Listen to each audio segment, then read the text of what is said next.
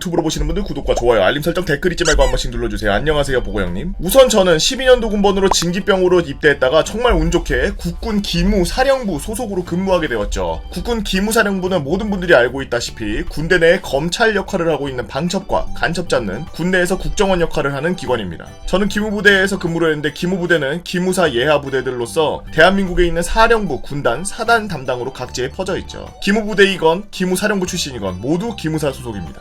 왜냐하면 육해공 출신 전부 기무사 교육은 모두 한 곳 국군 기무학교를 통해서 교육을 받으니까요. 기무사에 들어갈 때 제법 정신들이 우수한 인력들을 선발하기 위해서 선발 과정부터 대기, 교육 수료, 자대 배치 과정 모든 부분이 인상 깊고 수준이 높습니다. 문제는 이러한 과정에서도 패급 병사가 들어올 수 있다는 사실을 제가 간과했다는 점을 기억해 주세요. 챕터 1 기무사 입소 과정. 제가 기무사 사병이 되었을 때 과정은 시작이 논산훈련소였습니다. 어느 주말 낮 조교들이 한 개 훈련병 소대 안에서 4개의 분대를 각각 맡은 훈련병들을 단상에 가지런히 앉아 대기시켰죠. 그리고는 갑자기 훈련병들 번호로 부르더니 자, 너네는 땡땡 부대 면접을 보러 갈 거니까 전투복 환복한다. 알겠지?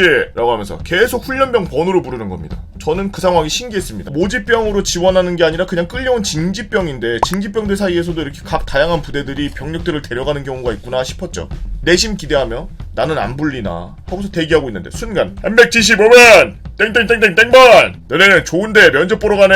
제 훈련병 번호가 불린 겁니다. 기무사 면접 보게 되었다고 이야기를 들었습니다. 사실 기무사가 뭐하는 곳인지 알 턱이 없죠. 기무사 면접을 보러 밖에 대기하다 보니 이번 훈련병 전체에서 조금씩 호명됐었던 사람들이 모이게 됐는데 규모가 약 1개 소대쯤 되었습니다. 간신히 책상 역할을 할 수 있는 그런 의자에 따닥따닥 붙어서 대기하고 있었는데 양면 설문지를 받게 됩니다. 바로 사상 검증을 위한 설문지 문제들이 적혀있는 그런 시험지였죠. 그렇게 설문지의 문항을 다 풀고 조교에게 제출하고 면접을 하고 나가게 되는 순서였죠. 저보다 앞 순서에 있던 훈련병이 1번 책상에서 꽤 나이 드신 준이 반장님 같은 군인과 몇 마디 나누더니 갑자기 큰 소리가 났습니다. 야, 이 개새끼야!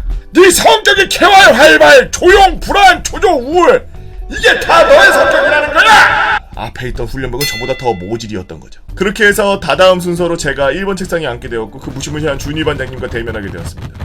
근데 참 다행인 건 화가 풀리셨는지 저에게 기본적인 것들만 물어보시고 적당히 농담하시면서 이야기가 진행되었죠. 그렇게 면접을 보게 된 뒤 훈련소 수료하기 전에 면접 결과를 받게 되었고 기무사령부 소속의 사병으로 최종 선발되었습니다. 우리는 기무사령부에 모두 근무하는 게 아니었고 기무학교를 통해서 거기서 또 3주간 교육을 받고 뿔뿔이 자대 배치를 찢어지는 거였죠. 기무학교는 장교, 부사관, 병사 모두 교육하는 기관으로 정말 멋있는 곳입니다. 근데 병사들을 관리하는 훈육관들이 유독 체력 단련 얼차려 고강도로 시키는 바람에 그야말로 냉탕훈탕을 왔다 갔다 하는 기간이었습니다. 심지어 기무학교 입수하는 버스에서 내리자마자 더블백을 맨 상태로 바로 300개 이상 앉았다 일어났다를 바로 시켰고 결국 전 무릎이 풀려서 한 걸음 걸을 때마다 아스팔트에 계속 무릎을 박게 됐고 결국 입소식에 참가하지 못하는 대신에 내무실 침대에 누워서 훈육관이 파스 발라주는 그런 이상한 기억이 있네요. 아마 기무학교 이후로는 군대 생활이 이렇게 땀 빼고 목 쉬고 할 수 있는 순간이 없는 걸 너무나도 잘 알고 있었기 때문에 그렇게 모래서였을 거라고 생각합니다. 여튼 이렇게 기무사 사병이 되는 게 쉽지 않습니다. 기무사 사병으로 선발되는 게 수준이 높다라고 앞전에 말씀드렸는데 교육이 끝나고 각자 자대 배치를 받고 이동하는 과정이 바로 절정이라고 생각했죠. 저희들은 버스 한 대가 통으로 교육 수료자들을 태운 다음 좀 멀리 가야 되는 인원들이라든지 전철역이라든지 일괄 하차시켰습니다.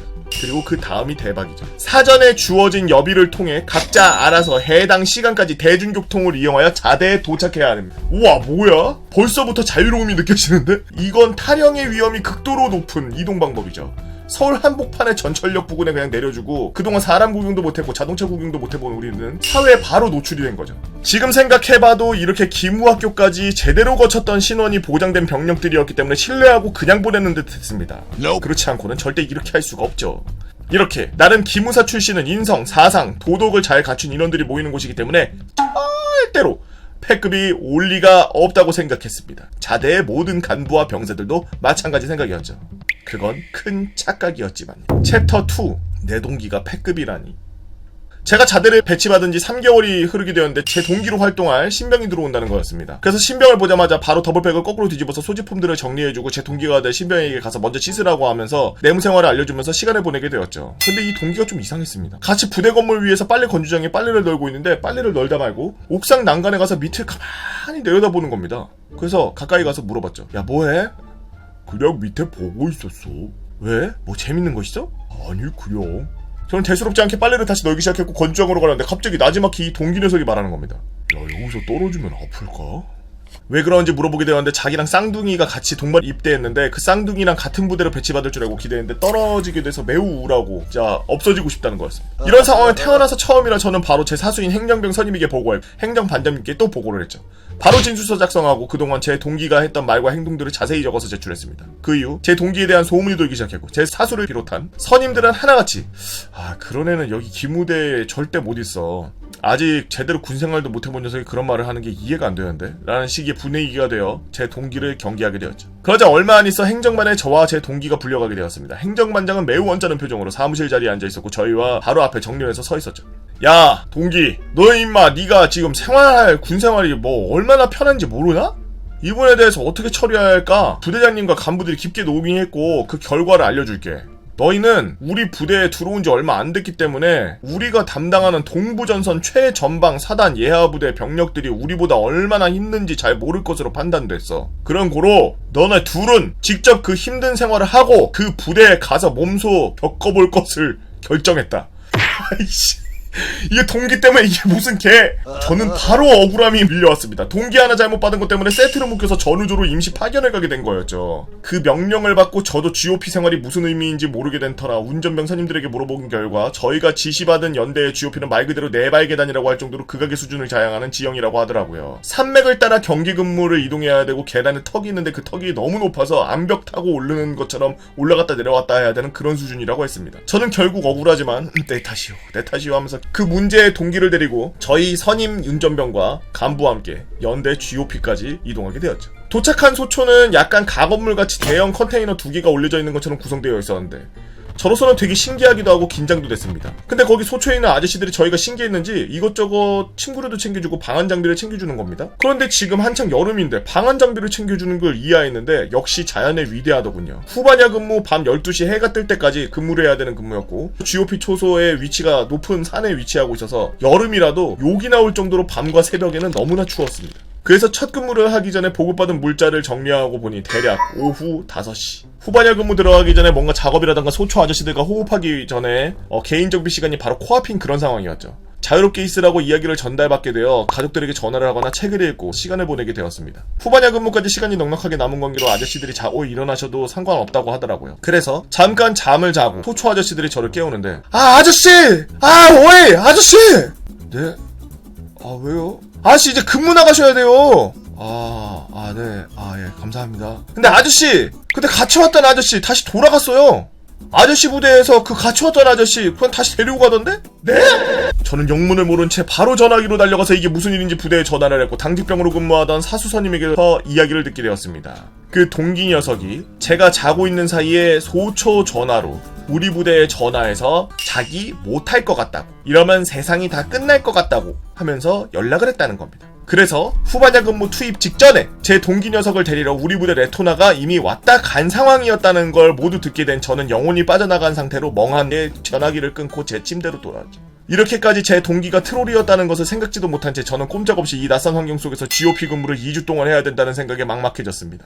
그 험준한 지형의 계단 한 걸음 한 걸음 이동하면서 헉헉거리면서 이동하게 되었는데 원래 상주에 있던 GOP 병사 아저씨들은 익숙한가 본지 수많아 헐떡이지도 않고 오히려 속도가 느린 저의 템포를 맞추기 위해서 친절하게도 앞에서 기다려주기를 반복하고 있었습니다. 정말 계단들이 너무 높아서 무릎이 엄청 높이 치켜 올라가야 했고 지 옆에 줄을 잡아가며 힘겹게 올라가게 되었죠. 괜히 제가 짐처럼 느껴져서 수치스럽기도 했지만 미안한 감정이 밀려와 고맙습니다만 연발하면서 이동했고 경기 근무를 반복했습니다. 아저씨 근데 같이 오는 아저씨 근데 어디 갔어요? 못하겠다고 다시 복귀했대요. 헐, 기무부대에도 그런 사람이 있어요? 와, 신기하다. 기무부대에 관심병사가 있네. 그렇게 아저씨들과 민망한 이야기를 주제로 산속에서 소소와 쉼터를 번갈아가며 많은 이야기를 나눴죠. 저를 배신하고 먼저 부대로 복귀한 그 문제의 동기의 행방을 물어보니 우울증에 대한 부분으로 의무대에 입원하게 되었다고 이야기를 들었고 선임들의 격려 속에 다시 저는 제가 있는 기무부대로 복귀하게 되었죠. 나중에 이야기를 들어보니 제가 자고 있는 사이에 복귀하게 된 그 동기는 그날 당직사관으로 근무하던 준이 방장님께서 그때 면접하셨던 널 구하는 새끼야! 이러면서 화내면서 소리 지르시면서 한참 혼내고 바로 의무대로 그냥 집어넣어버렸다고 하더라고요. 여러분들은 어떤 재미난 이야기가 있나요? 다음 이야기도 정말 궁금한데요. 여러분들도 이런 재미난 이야기들이 있나요? 여러분들만 알고 있는 여러분들의 이야기 네이버 카페 개보고 팬 다 모여라 개팬다로 오셔서 썰랑썰레 게시판에다가 글 남겨주시면 유튜브로 작업해서 업로드하도록 하겠습니다. 유튜브로 보시는 분들 구독과 좋아요 알림 설정 댓글 잊지 말고 한 번씩 눌러주시고요. 오늘도 나라 지키느라 고생하고 계시는 우리 구구장면 여러분들 진심으로 감사드립니다. 유바.